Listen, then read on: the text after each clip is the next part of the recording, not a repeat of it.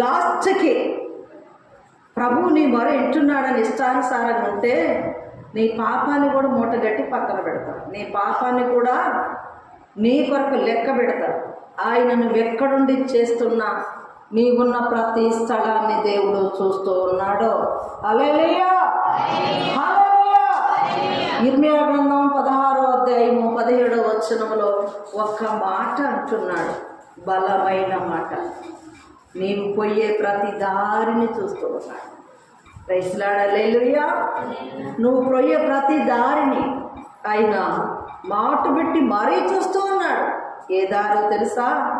అది నీ పాప ప్రపంచాన దారి, మనుషులకు మరుగైన దారి.